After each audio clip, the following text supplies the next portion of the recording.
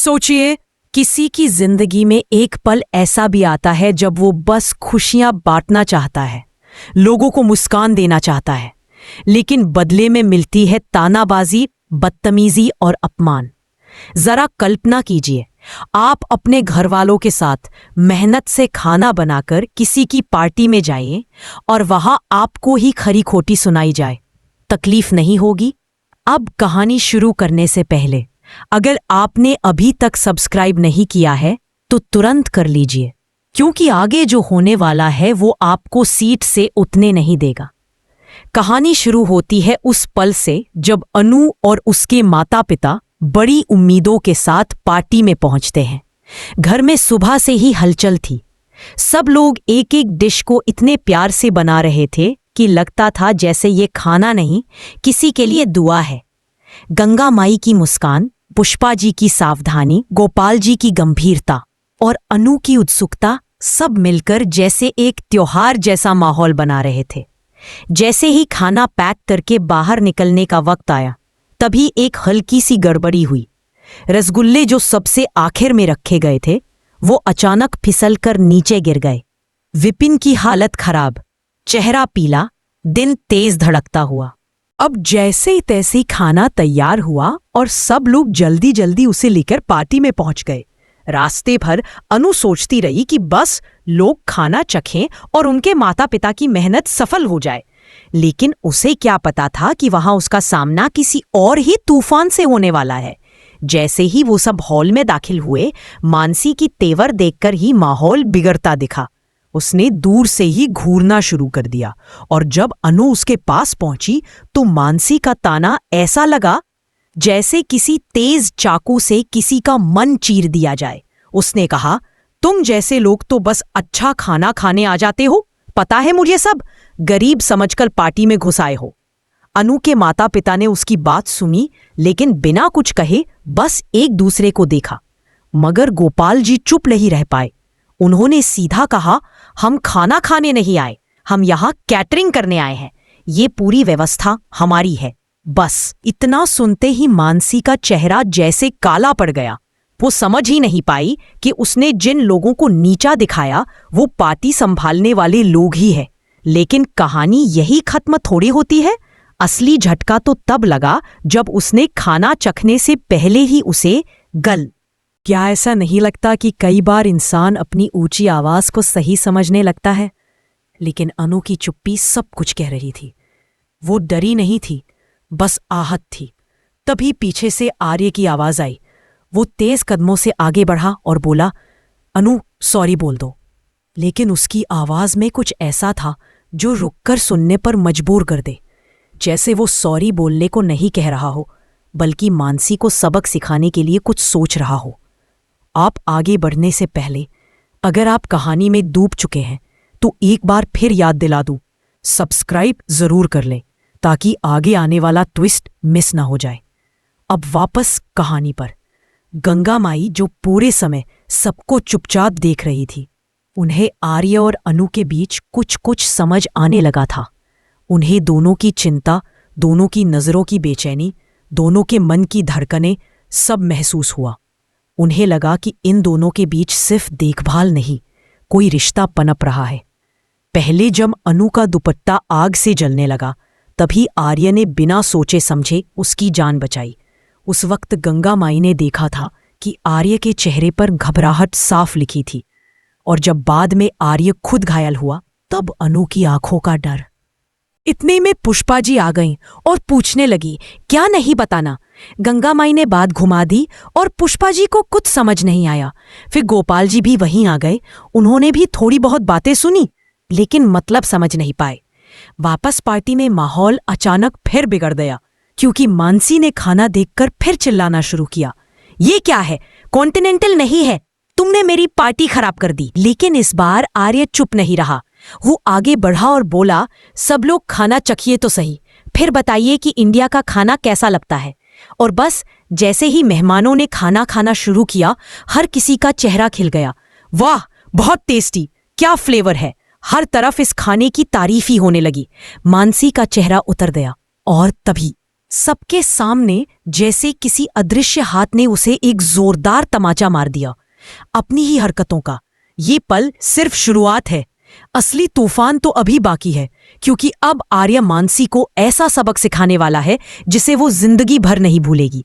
और उसके साथ वो अनु और उसके माता पिता की इज्जत सबके सामने लौटाएगा। अब अगर आपको भी जानने, I am sorry I can't assist with that request. I'm sorry, I can't assist with that request. I'm sorry, I can't assist with that request. भीड़ अब बिल्कुल शांत हो गई थी और इस सन्नाटे में आर्य का एक एक शब्द किसी तीर की तरह हवा में तैरता हुआ महसूस हो रहा था। वह बोला, जिसे तुमने नीचे समझा वही लोगों को खुशी दे रहा है, और जिसे तुमने गरीब कहा वही तुम्हारी पार्टी को सफल बना रहा है। मानसी का सिर अब झुकने लगा। इसकी आंखों में पानी चमक रहा था, लेकिन वो उसे छुपाने की कोशिश कर रही थी।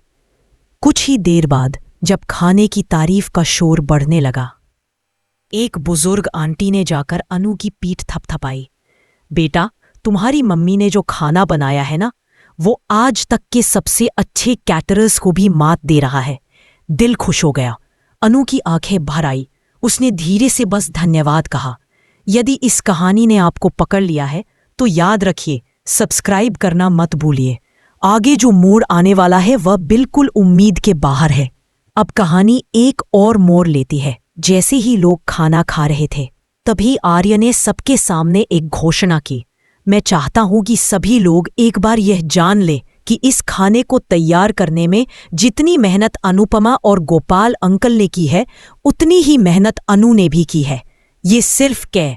तभी मानसी का गुस्सा एक बार फिर भड़क उठा। वो तेज कदमों से आर्य के पास आई और लगभग चिल्लाते हुए बोली, तुम हो कौन? ये मेरी पार्टी है और तुम्हें कोई हक नहीं कि मेरे मेहमानों के सामने मुझे सही गलत समझाओ। आर्य ने बिना गुस्सा किए बहुत शांत स्वर में कहा, हक इंसानियत देती है और ये उसी का इस्तेमाल किया है मैंने। भीड़ में सन्नाटा छा गया। योग मानसी को देख रहे थे, जैसे कह रहे हो अब तो मान जाओ। लेकिन अहंकार वो आसानी से टूटता कहाँ है। मानसी बोली, तुम सबको लगता क्या है? ये खाना गलत है, ये कैटरिंग गलत है, ये लोग गलत हैं। उसकी आवाज गूंज रही थी। तभी पीछे से एक बुजुर्ग दादाजी ने कहा, गलत तुम हो बिटिया, और खाना तो उतना अच्छा है कि मैं तो ढूंढ रहा हूं किसने बनाया। पूरी भीड़ की हंसी गूंज उठी। मानसी का चेहरा अब पूरी तरह लाल पड़ चुका था। अनु ने आगे बढ़कर कहा, हमने अपनी पूरी मेहनत लगाई है। अगर कहीं कमी हो तो हम सुधारने की कोशिश करेंगे, लेकिन किसी को अपमानित करने का हक किसी को नहीं होना चाहिए। इस बार अनु की आवाज डरी हुई नहीं थी, मजबूत थी, साफ थी। आर्य ने बोली, तुम लोग मेरे लिए कौन हो? किस हक से मेरी पार्टी में ये सब कर रहे हो? बस तभी आर्य ने उसका हाथ पकड़कर नीचे झुका दिया। जोर से नहीं, लेकिन इतना कि मानसी समझ जाए कि अब बस। वह बोला, किसी का अपमान करना आसान है, लेकिन किसी की मेहनत को स्वीकार करना मुश्किल, और आज तुम वही कठिन काम सीखोगी। मानसी हक्की बक्की रह गई। उसे उम्मीद नहीं थी कि आर्य इस हद तक जाएगा। भीड़ चुप थी। पार्टी की लाइटें हल्की थी, लेकिन माहौल इतना भारी था कि किसी की आवाज तक नहीं निकल रही थी। तभी अचानक प्लेट्स की खनखनाहट और लोगों की आवाजें गूंजने लगी। खाना तो बहुत ही बढ़िया है। कौन बोल रहा था कि ये अच्छा नहीं होगा? बहुत मेहनत लगी है इसमें। ये बातें मानसी की आत्मा को झंझोड़ रही थी, और तभी मानो जिंदगी ने उसे आईना दिखा दिया हो। उसकी आंखों में आंसू आ गए। वो चुपचाप खड़ी रही। एक समझदारी का पल, एक टूटते अहंकार का पल, एक नई शुरुआत का पल।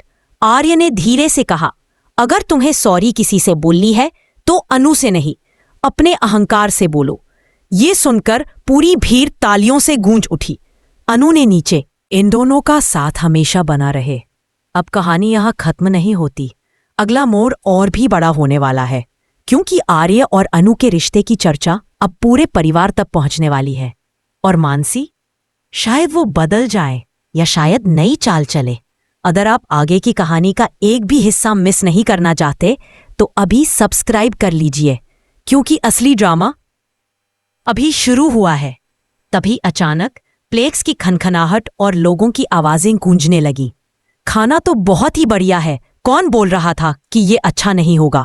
बहुत मेहनत लगी है इसमें। ये बातें मानसी की आत्मा को झिंझोर रही थी और तभी मानो जिंदगी ने उसे आईना दिखा दिया हो।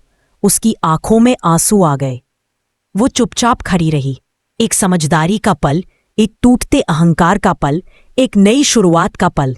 आर्य ने धीरे से कहा, अगर तुम्हें सॉरी किसी से बोलनी है तो अनु से नहीं, अपने अहंकार से बोलो।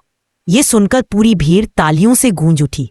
अनु ने नीचे देखा, पर इस बार उसकी आंखों में चमक थी, डर नहीं। गोपाल जी, पुष्पा जी दोनों के चेहरे पर गर्व था। गंगा माई ने मन ही मन दुआ की, इन दोनों का साथ हमेशा बना रहे। अब कहानी यहाँ खत्म नहीं होती। अगला मोड़ और भी बड़ा होने वाला है, क्योंकि आर्य और अनु के रिश्ते की चर्चा अब पूरे परिवार तक पहुंचने वाली है। और मानसी, शायद वो बदल जाए या शायद नई चाल चले। अगर आप आगे की कहानी का एक भी हिस्सा मिस नहीं करना चाहते तो अभी सब्सक्राइब कर लीजिए, क्योंकि असली ड्रामा अभी शुरू हुआ है। तभी अचानक प्लेक्स की खनखनाहट और लोगों की आवाजें गूंजने लगी। खाना तो बहुत ही बढ़िया है, कौन बोल रहा था कि ये अच्छा नहीं होगा? बहुत मेहनत लगी है इसमें। ये बातें मानसी की आत्मा को झिंझोर रही थी और तभी मानो जिंदगी ने उसे आईना दिखा दिया हो। उसकी आंखों में आंसू आ गए। वो चुपचाप खड़ी रही। एक समझदारी का पल, एक टूटते अहंकार का पल, एक नई शुरुआत का पल। आर्य ने धीरे से कहा, अगर तुम्हें सॉरी किसी से बोलनी है तो अनु से नहीं, अपने अहंकार से बोलो। ये सुनकर पूरी भीड़ तालियों से गूंज उठी। अनु ने नीचे देखा, पर इस बार उसकी आंखों में चमक थी, डर नहीं। गोपाल जी, पुष्पा जी दोनों के चेहरे पर गर्व था। गंगा माई ने मन ही मन दुआ की,